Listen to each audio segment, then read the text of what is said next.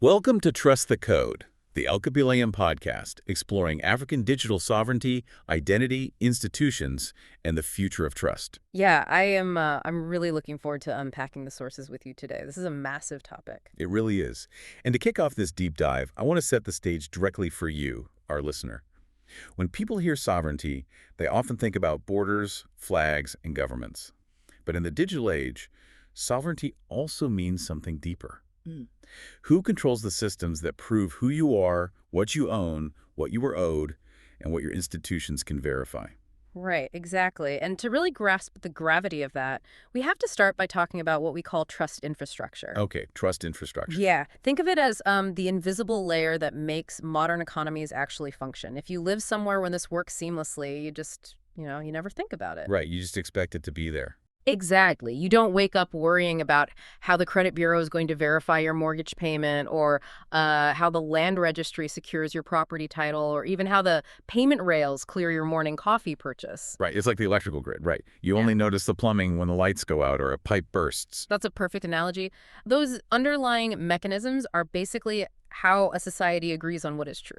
We understand physical borders Right. perfectly well, like we know where one country ends and another begins on a map. Sure. But what happens when the very foundation of an economy, that entire trust infrastructure we're talking about, moves entirely onto digital servers? Well, from what we're seeing in the Alkebuleum white paper and the macroeconomic reports, you start to see some pretty massive Yeah, vulnerabilities. really do. Because across much of Africa today, the underlying trust infrastructure is just, it's wildly fragmented.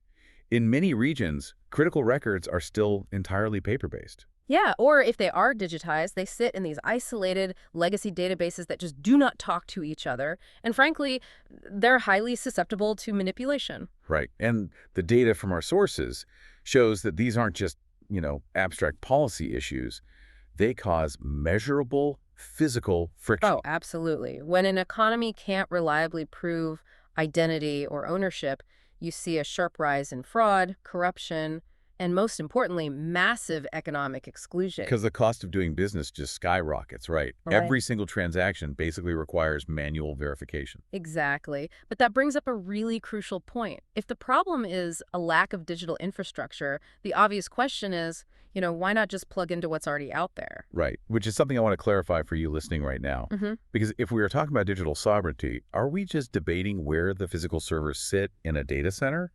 Or is this about pushing back against simply using global technology altogether? I mean, pretty much every business on Earth uses global tech stacks. It's a great question, and we really have to draw a hard line here. There is a massive difference between using global technology, which is, completely necessary, and depending on infrastructure you do not control. Okay, break that down a bit. Well, if we map out the current landscape of digital trust layers, particularly these massive identity systems, cloud platforms, and modern payment rails, the vast majority were architected in places like Silicon Valley or Switzerland or Singapore, Right. and they were built to serve the specific regulatory environments and economic incentives of those regions.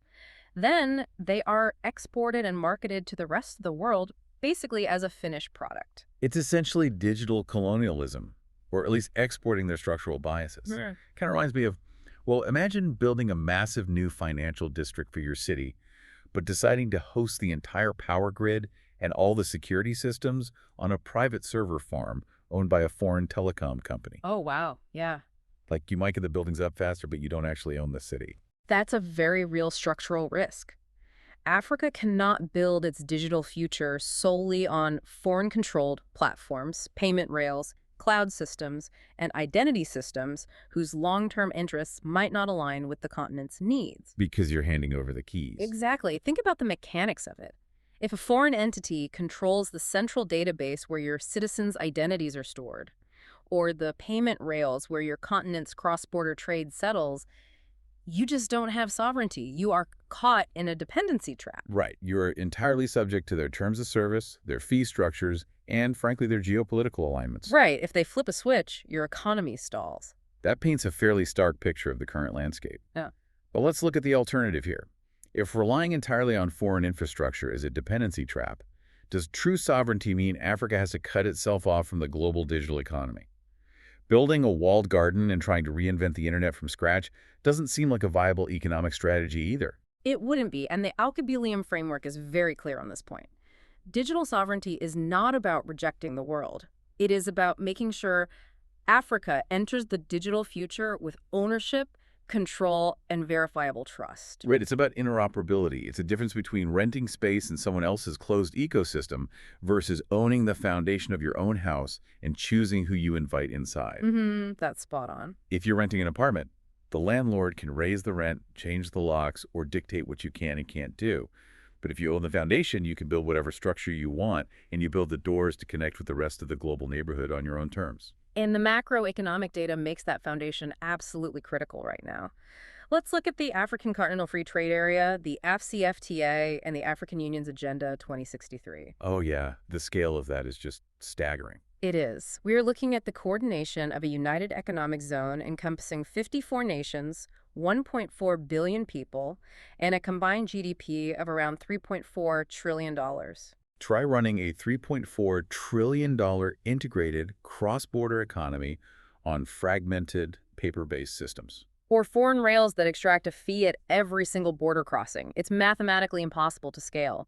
You need shared digital infrastructure to coordinate trade, identity, and payments across a zone that massive. Which brings us to arguably the hardest problem to solve in that massive zone, which is proving who people actually are. Identity seems to be the absolute core of sovereignty here. Oh, without a doubt. The white paper sources keep hammering this home.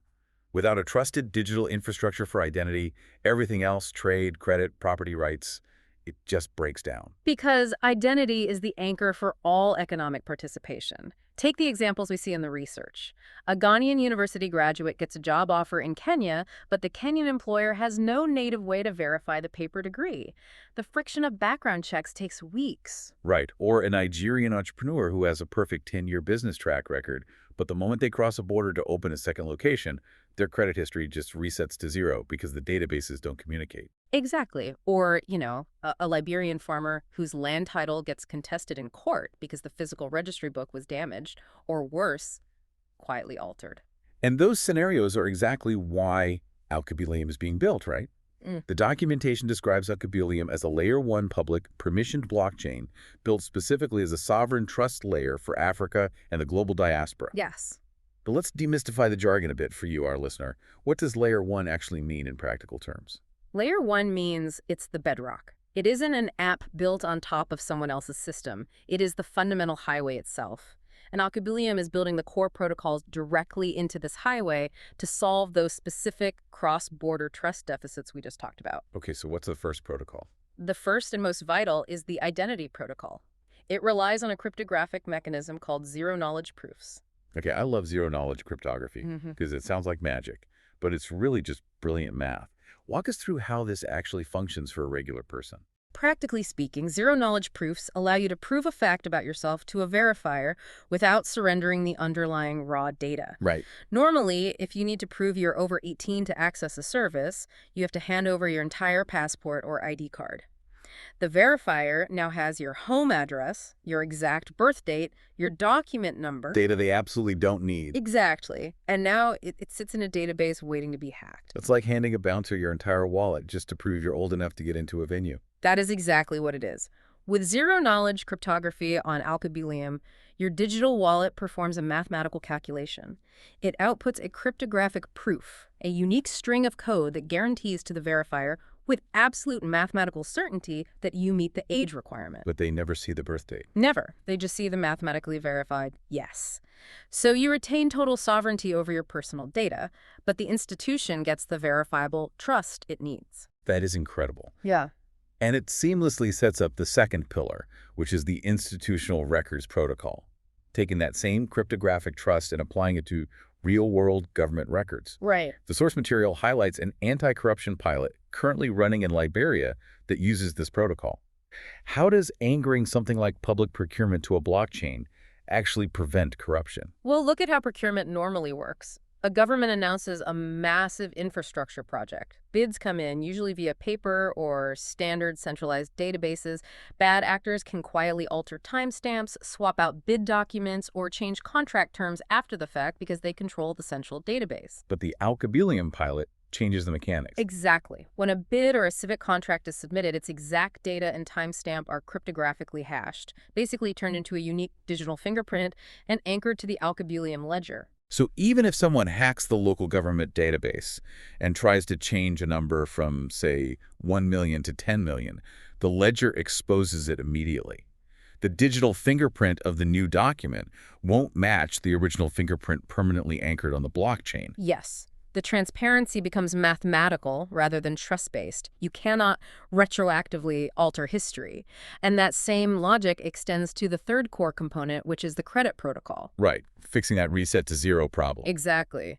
Alkebuleum creates a neutral, privacy-preserving layer where credit history becomes a portable asset.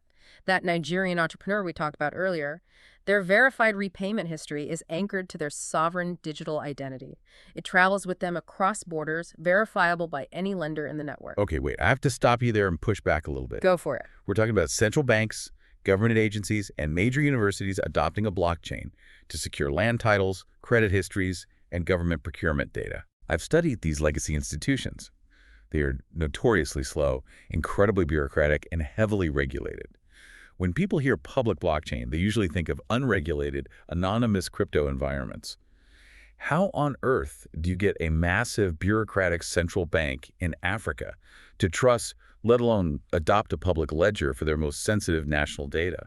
It is the most critical question of the entire project, honestly, and it comes down to how the Alkebuleum network achieves consensus.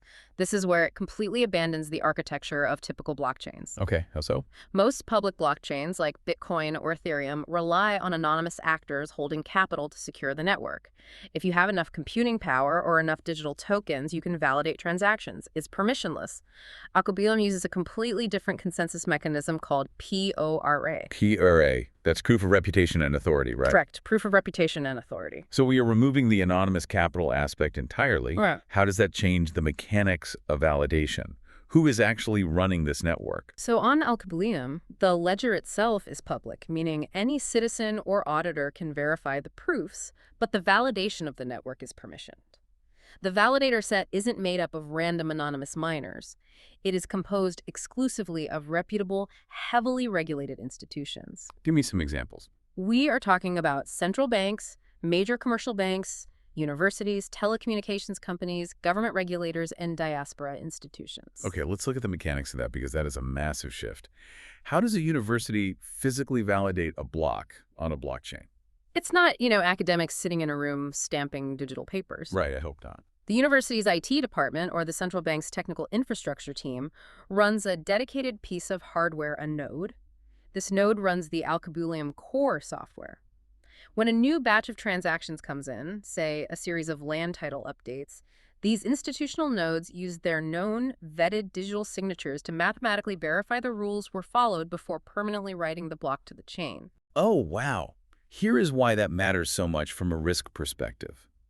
If a completely anonymous node on a traditional blockchain misbehaves or tries to manipulate a record, what happens? They might lose some tokens. It's a financial penalty. Right. But if a central bank or a major national regulator tries to act maliciously on Alkebuleum, it isn't just a technical glitch. It is a massive, real-world reputational disaster. Exactly. The network security is anchored in institutional accountability. You are taking the trust that already exists in these physical brick-and-mortar institutions and digitizing it. That is brilliant. You asked how to get regulators to adopt this, you make them the validators. Because the validators are themselves regulators or regulated entities, the network is naturally aligned with continental compliance frameworks by construction, not as an afterthought. The network inherits the physical credibility of Africa's most trusted institutions. Okay, so we have a sovereign layer secured by real African institutions solving major continental friction points. But there's a huge practical hurdle here that we have to address. What's that? If this infrastructure is built entirely by and for Africa, how do you actually get software developers to build applications on it? I mean, if every developer in Lagos, Nairobi, or Cairo has to learn a completely new proprietary programming language just to interact with Alkebuleum, nobody's going to use it. The adoption curve would be impossibly steep. The architects anticipated that exact bottleneck. That's why they made a crucial technical decision. Alkebuleum is EVM compatible. Okay, EVM stands for the Ethereum Virtual Machine. For anyone who isn't deep in the weeds of Web3 architecture, let's explain what that means. What are smart contracts, and why does EVM compatibility actually matter? Think of a smart contract as a digital vending machine. It's a piece of code that automatically executes a transaction when certain conditions are met, no middleman required. Right, you put the money in, you get the soda out. Exactly. And the Ethereum virtual machine is basically the global standard environment for running these digital vending machines. The programming language most developers use to write them is called Solidity. By choosing to be EVM compatible, Alkebuleum ensures it speaks the same language as the largest Web3 ecosystem on the planet.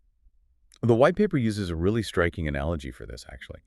Choosing EVM compatibility is like a sovereign country choosing to drive on the right side of the road because that's what most of the surrounding region does. I love that analogy. It perfectly captures it. Right. It ensures you can interface smoothly with everyone else's supply chains and vehicles, but it absolutely doesn't mean you are giving up control of your own national highways. It ensures interoperability while keeping every other aspect of national policy fully sovereign. And the strategic benefit there is immense. A developer in Nairobi building a decentralized finance app doesn't have to learn a new language or buy proprietary toolkits. The exact same Solidity code they use to build global applications deploys seamlessly onto Alkebuleum. Africa can connect to global blockchain tools, leverage international audit firms, and utilize standardized security patterns without surrendering the ownership of its own underlying infrastructure. The protocol direction, the governance, the validator council, all of that remains entirely sovereign to the African institutions running the nodes. It acts as the perfect bridge between continental sovereignty and global interoperability. It's a brilliant structural move because you aren't asking the African tech ecosystem to isolate itself in a walled garden. You are just providing them a foundation they actually own to build their global applications on. It totally removes the friction of adoption. It really does. And when you pull all of these structural threads together, the transition from fragmented, vulnerable databases to sovereign digital protocols, the shift to institutional validation through POERA, and the seamless developer access through EVM compatibility, you see the overarching theme of the sources we've explored today. Alkebuleum is not just another tech project issuing a token. No, clearly not. It is the implementation of a strategic continental vision. Africa must not only participate in the digital future, Africa must help own and govern the foundation beneath it. Africa's digital future will be built on infrastructure. The question is whether that infrastructure will be owned by others or whether Africa will build and govern its own trust layer. That is the heart of digital sovereignty. It fundamentally changes how we think about the apps we use and the systems we rely on every day. Before we wrap up this deep dive, I want to leave you, our listener, with a final thought to mull over. We've talked a lot about the mechanics today, the cryptography, the institutional nodes, the development languages. But step back and consider the human scale of this shift. Consider what happens to the global economic balance when 1.4 billion people, connected across 54 nations and a massive global diaspora, suddenly operate on a unified, verifiable, and sovereign digital identity that they completely control. When that missing trust layer is finally in place, the potential isn't just about catching up to the legacy systems of the rest of the world. It's about entirely redefining how the world transacts.